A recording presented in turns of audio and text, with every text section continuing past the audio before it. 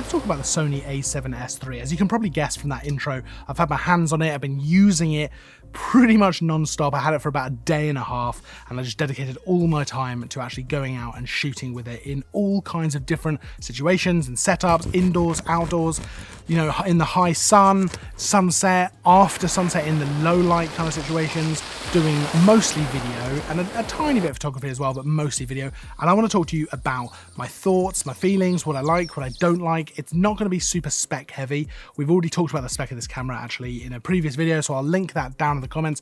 I'll also put some timestamps down in the comments as well if you want to skip to any particular part of this video, because we're going to go over a few different aspects of the camera, as well as looking at it from the point of view of someone who's already a Sony shooter. So if you shoot with something like the a7 III, whether this is worth the upgrade, and from the point of view of someone who does paid client video work, whether this camera is the one. So the first thing I want to talk about with this camera is actually the camera itself and the usability, and something that really stuck out to me. Now, when I got this camera, it was on that day when it was about 34, 35 degrees, so hot, too hot. And I was genuinely a little bit worried about this camera and whether, I mean, any camera would overheat, because we were going to go out in the sun and be shooting with it for a few hours, about 3 or 4 hours we were out there.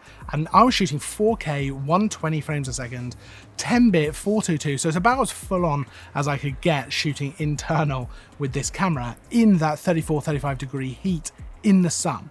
And something which really stuck out to me was that it never flinched away from that heat at any point. The camera did get warm, obviously. I think that's totally fair enough. I think any camera would get warm in that situation, probably get warm even if it wasn't turned on. But it never overheated, never came up with a warning saying it was going to overheat or it needed to stop, it needed to turn off. No problem. And like I say, I was out there shooting for about 3 or 4 hours with it, getting as much footage, getting as much stuff, testing it out as much as I possibly could. So that's a big, big plus, because that's a huge thing, knowing that it's not going to have any problems like that, knowing it's not going to overheat in those kind of situations. Or if you want to roll, you know, 4K, 120, 10-bit, you're just not going to have to worry about that kind of stuff. The second thing that is really important to me and really stuck out is actually the battery life. So I was shooting for a few hours, then we changed location, another few hours, then shooting indoors, sunset, shooting after sunset. And it was only actually when I got home that I realized the battery was pretty much depleted, but we'd shot for probably about 8 or 9 hours, 4K, 120, 10-bit, 422, without recharging. Now, I don't know the exact amount of time that I was actually shooting for specifically, but it was a lot of footage without ever changing battery and without ever recharging. That's a huge deal. That's a massive, massive thing. That means that you can roll for a long time without having to worry too much about the battery life. So those are two things straight off the bat that really, really impressed me about this camera. But let's talk a little bit about the video specifically, because that's why we're all here. That's only why I'm here with this camera. I'm super excited about it. 4K, 120 frames a second, 10-bit, 422. So there's a lot to unpack there. First of all, this is the first Sony full frame camera with that 10-bit video capability. That's a big, big deal, because when the a7 III came out, and I loved that camera so much, but it was 8-bit 420, which is fine. And I actually shoot a lot of stuff with the a7 III. I shoot actually client work with the a7 III as well, and I know a lot of people who do that as well. It's a great camera, but I think that 8-bit 420 is starting to show its age a little bit, and I think 10-bit 422 is starting to become more and more necessary, and it certainly gives you a lot more room for things like color grading, for color correction, changing your exposure a little bit after the fact. You've just got loads more kind of room and options for when you get into post-production, which is a really, really nice thing. It's a big help when you're doing video production. 4K 120 though is an interesting one. So for me, this is something I was incredibly excited about. I shoot a lot of full HD 120 frames a second. I know a lot of people shoot that kind of stuff. And I also know that there's quite a few people who say that 4K 120 isn't going to make that much difference over Full HD 120. You know, it's just a bit of a bump in resolution, but it's going to be much bigger file sizes and all that kind of thing. And that's definitely true. It's giving you that bump in resolution, and you're right, a lot of people do watch video in Full HD. They might watch it on their phone or something like that. They're not necessarily going to get all the benefit that you're going to get from shooting in 4K, but there are huge advantages to 4K 120 over Full HD 120. So first of all, even if you watch it back in Full HD, shooting in 4K is going to give you crisper, more detailed footage. Even when it goes down to full HD, it is just going to be better. It's going to look better. And secondly, I would say that if you're shooting in 120 frames a second, you're probably looking for a more creative style. You're probably looking for a bit of slow motion, maybe you can do some speed ramping, all that kind of stuff. But having it at 4K gives you so many more options for how you want that final image to look, because you've got more resolution to play with. And that means that if you're going for a creative style with a bit of speed ramping and that kind of thing, you can add a zoom in post. You can take it from scale 100 up to scale 125, 150 over the course of this clip. That may not sound like a big deal, but it is huge for just adding one extra bit of dimension, one extra bit of polish to your video. So for example, I'm going to put this clip up without the added zoom, and then I'm going to put it up with the added zoom.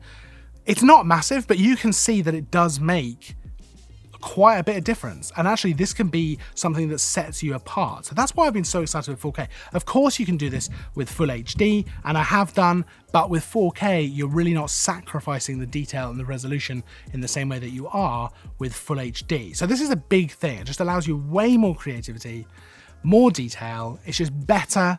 And I think it's important to embrace, the higher resolution. It's important to embrace all of this stuff. Super exciting.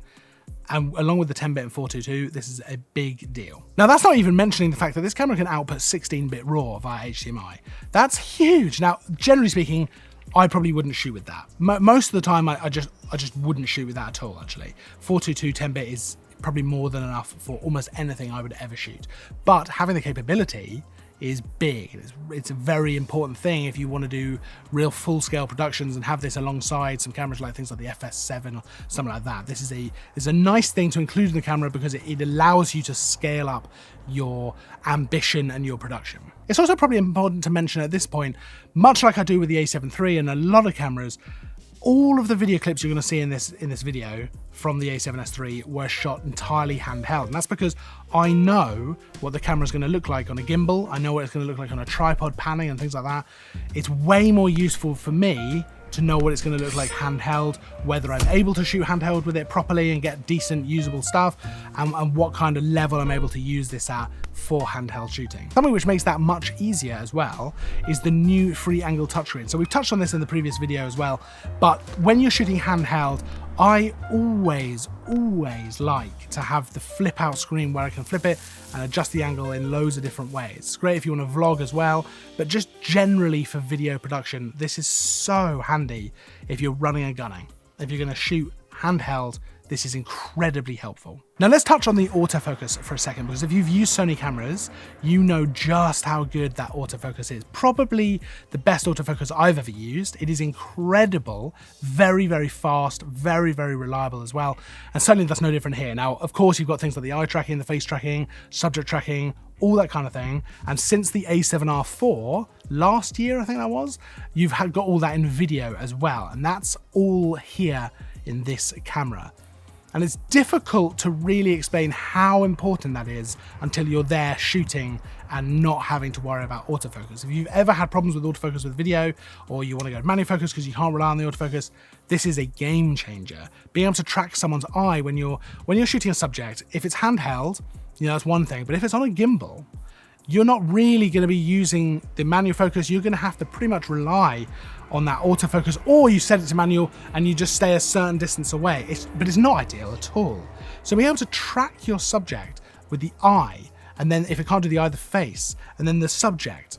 Oh, it's so useful. Now, I tested this out. I've got Matilda, who I use for all kinds of different stuff, to actually walk towards the camera, walk away, turn around, run, all that kind of stuff.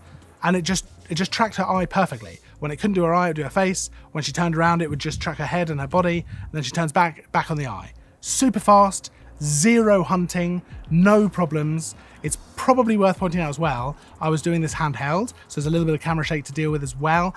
And I tried to make this extra hard for the camera. So I used the 85mm G Master lens f1.4. So that's why I'm using a slightly higher shutter speed to try and compensate for that super wide open aperture. But I was trying to get that depth of field super shallow, so that it would just be harder to keep up, to keep that perfect. But the camera doesn't flinch, not even for a second. That's so impressive, and it just takes all the stress out of focusing, especially in terms of video. Another thing that I found very impressive, which I was expecting to, but perhaps not to this level, was the low light performance. So I was shooting through sunset, and then actually I stayed and shot a bunch after sunset as well. It's easy to forget when you're just out on a beach or something like that, how dark it's really getting. You know, how much the light has dropped, because, you know, your eyes adjust a bit and stuff like that. And it was only when I got back that I realized some of the photos and a lot of the video that I'd taken had actually been shot at ISO 12,800. Now, some of that video was in the video at the beginning of this video. I said video a lot there, but you know what I mean. I'll put some up now, some photos as well, but it's incredibly usable, shockingly usable for ISO 12,800. I would never consider shooting with that kind of ISO range generally on most cameras, because it's just not going to be, it's not going to be particularly good, it's not going to be very usable. But here, almost by accident it happened, because I set the ISO to auto, and it's absolutely fine.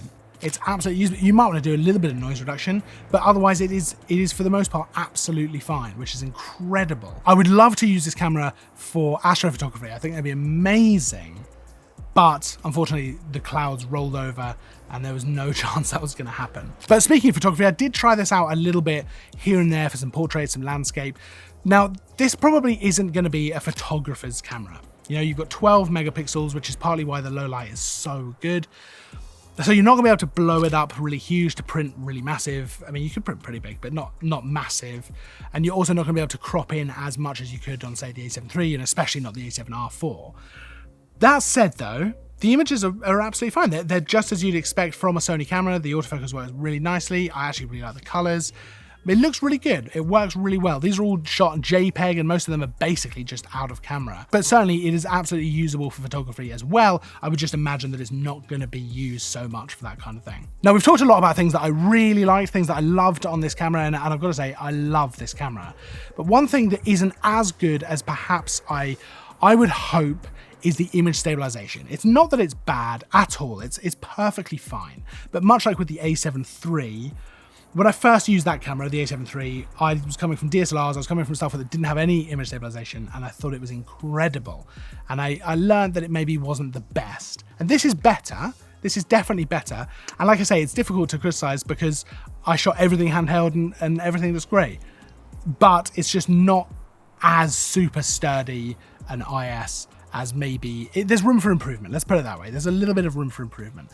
However, am I complaining? No, I'm used to it anyway with the A7 III, and I shot everything handheld with no issues really. And if I really, really want that super cinematic, smooth movement, I'm gonna pop it on my Ronin, and I'm gonna have incredibly nice camera movement. So it's not actually, I don't think, that big a deal. So if you're a Sony shooter, should you upgrade to this camera? Well, it depends on what you do. If you're more of a photographer, and you've got something like the A7R III, even the A7 III, the A7R4, I don't know that you're going to benefit hugely from upgrading to this camera. It's not really for a photographer. It's not really aimed for that kind of thing. A7R4, absolutely. That's going to give you incredible resolution. That's going to be fantastic for photography. If you're a videographer, if you like to shoot video, I think this camera is probably one of my favorite cameras I have ever used.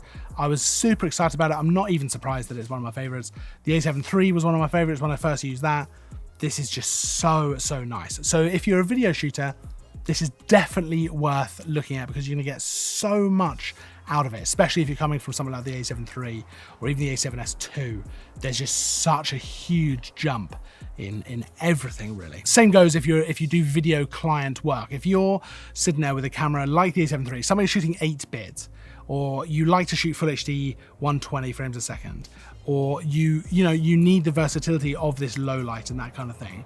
This is a camera that is going to afford you so many possibilities and options for how you can do things and what you can do with it. You know, it's just such a great tool for a videographer, whether you want to run and gun something or whether you want to set up a whole gimbal and everything and have all your stuff. So whatever your level of production or ambition, this camera can fit in perfectly into that workflow. Now, like I say, I spent about a day and a half with this camera, but I really, really spent all of my time with it trying to get to know it. So if there's anything you want to know about anything you've seen in this video, anything about the camera, anything at all, let me know down in the comments and I will do my absolute best to get back to you. Make sure to like and subscribe as well if you enjoyed this video, because we've got new videos all the time with new cameras, new lenses, new all the stuff, plus tutorials. It's fun all the time. Honestly, it's just a good time for all. I will of course see you in the next video, and as always, thanks for watching.